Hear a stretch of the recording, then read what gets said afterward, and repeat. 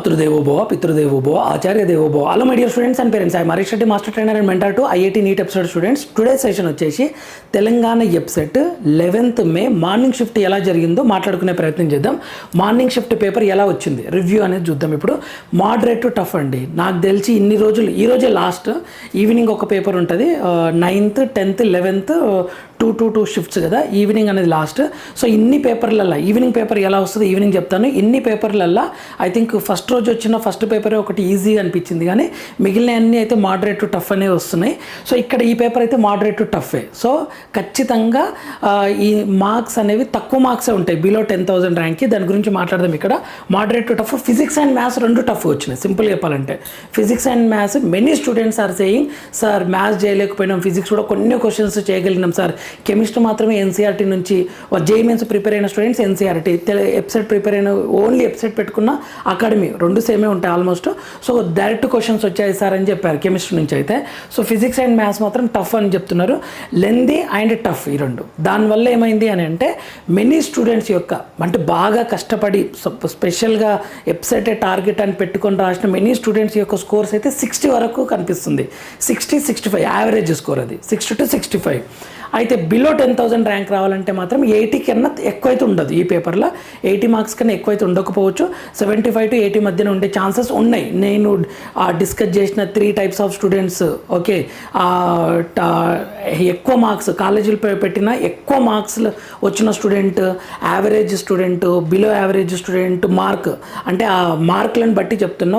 వాళ్ళు JEE mains percentile, ఆ hard వర్క్ని బట్టి అన్నీ గ్యాదర్ చేసుకుని ఆ స్టూడెంట్స్ ఎలా రాశారో ఆలోచించి చెప్తున్నాను, అనలైజ్ చేసి చెప్తున్నాను. 80 బిలో ఉండొచ్చు, ఓకే, 80 బిలో ఉండొచ్చు 10,000 ర్యాంక్కి. ఓకే, బిలో 10,000 ర్యాంక్ రావాలంటే 80 మార్క్స్ వరకు రావాల్సిన పరిస్థితి ఉంది.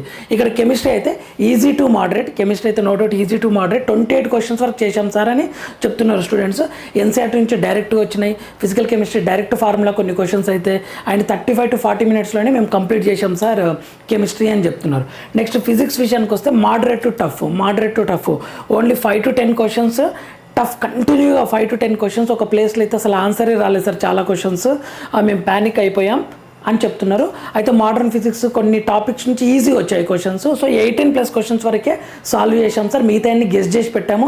అవి కరెక్ట్ అయినా రాంగా తెలియదు, బట్ ఫైనల్గా బయటకు వచ్చి చూస్తే అది ఎగ్జామ్ అయిపోయిన తర్వాత చూస్తే మాత్రం 62 marks, 60 marks, 65 marks, okay, 58 marks ఇలా చెప్తున్నారు అనమాట స్టూడెంట్స్.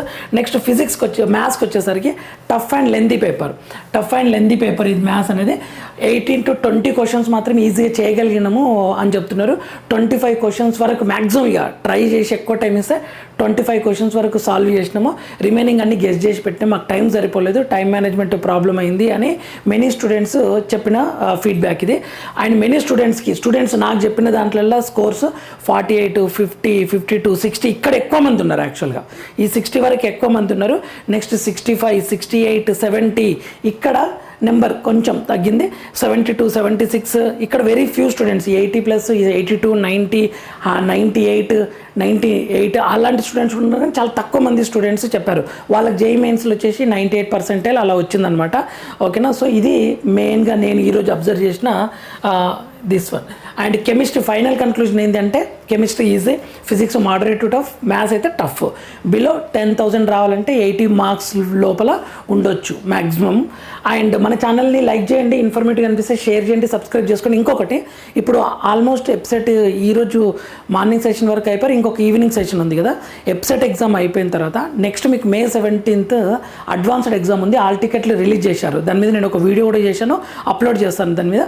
అండ్ ఖచ్చితంగా జేఈఈ మెయిన్స్ క్వాలిఫై అయిన స్టూడెంట్స్ ఉంటారు కదా, అడ్వాన్స్డ్ అప్లై చేసిన స్టూడెంట్స్ ఉంటారు కదా, ఖచ్చితంగా రాయండి. మిమ్మల్ని మీరు అండర్ ఎస్టిమేట్ చేసుకోకండి, దాని మీద నేను ఒక వీడియో కూడా చేశాను. నెక్స్ట్ అడ్వాన్స్డ్ తర్వాత బిట్సాట్ ఎగ్జాము, ఏమేమి ఎగ్జామ్స్ ఉన్నాయో అవన్నీ రాసినంత వరకు రిలాక్స్ అవ్వకండి. వన్స్ ఆ ఎగ్జామ్స్ అయిపోయినాయంటే ఇంకా నెక్స్ట్ కౌన్సిలింగ్ ప్రాసెసే. కౌన్సిలింగ్ మొత్తం మీకు బీటెక్లో జాయిన్ అయినంత వరకు నెక్స్ట్ మీకు ఖచ్చితంగా 1.5-2 months టైం దొరుకుతుంది.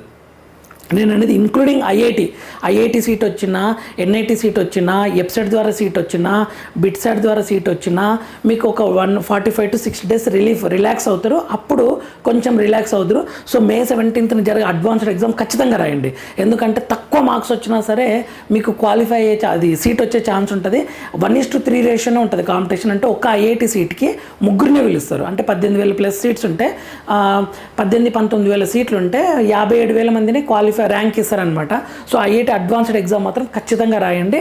అండ్ నెక్స్ట్ వెబ్సైట్ ద్వారా టాప్ కాలేజ్ లిస్టు తెలంగాణలో కంప్యూటర్ సైన్స్కి టాప్ కాలేజ్ లిస్ట్, ఈసీకి top college list, triple sir నా టార్గెట్ అంటే వాటికి లిస్ట్, అలా ప్రయారిటీ ఆర్డర్ మొత్తం కాలేజ్ లిస్టు, బ్రాంచ్ డిఫరెన్స్, ఏ బ్రాంచ్ బాగుంటుంది, దాని యొక్క ఫ్యూచర్ ఎలా ఉంటుంది, మీకు ఐడియా ఉంటుంది. బట్ నా వైపు నుండి మన ఛానల్ తరపు నుంచి కూడా కొన్ని పాయింట్స్ని ఖచ్చితంగా డిస్కస్ చేయడం జరుగుతుంది. సో మన ఛానల్ని సబ్స్క్రైబ్ చేసి బెల్ ఐకాన్ ఆన్ చేసి పెట్టుకోండి. సో మీకు నోటిఫికేషన్ ఇమ్మీడియట్గా వస్తుంది. నెక్స్ట్ మీ టాస్క్ అంతా ఏ కాలేజ్ బాగుంటుంది సార్, అక్కడ హాస్టల్ బాగుంటుందా లేదా, అక్కడ నుంచి నేను ఏదైనా కోర్సెస్ నేర్చుకోవచ్చా లేదా, నా టార్గెట్ సివిల్స్, ఇప్పుడు నేను ఎక్కడ ఉండాలి, సిటీ అవుట్కట్ తీసుకోవాలా లేదా సిటీలో ఉన్న కాలేజ్ తీసుకోవాలా, నేను నా గవర్నమెంట్ జాబ్ నా టార్గెట్, చాలా డౌట్స్ ఉంటాయి మీకు. ఇప్పుడు సెలెక్ట్ చేసుకునే దాని మీద డిపెండ్ అయి ఉంటుంది. సో కాలేజ్ యొక్క ప్రయారిటీ లిస్టు, తర్వాత ఏ కాలేజ్ బాగుంటుంది, కోర్సెస్, ఇవన్నీ కౌన్సిలింగ్ ప్రాసెస్ మొత్తాన్ని ఫ్రీ మెంటర్షిప్, ఎటువంటి డబ్బులు ఏం లేదు, మెంటర్షిప్ అంటూ ఏం లేదు. సింపుల్గా చెప్పాలంటే ప్రతిదీ మీకు అర్థమయ్యేలా మాట్లాడుకునే ప్రయత్నం చేద్దాం యూట్యూబ్లో. మీరు పెట్టే కామెంట్స్ని చదివి దాని మీద ఒక వీడియో చేస్తాను, మీ డౌట్స్ అన్నీ క్లారిఫై చేసే ప్రయత్నం చేస్తాను. ఆల్రెడీ నా స్టూడెంట్స్కి చెప్పాల్సిన ఇన్ఫర్మేషన్ని అందరికీ చెప్తున్నట్లు అనమాట, ఇంతే. అందుకనే ఎటువంటి మెంటర్షిప్ ఫీజు అయితే ఏమీ లేదు. My dear students and parents, follow అవుతుండండి ఛానల్ని.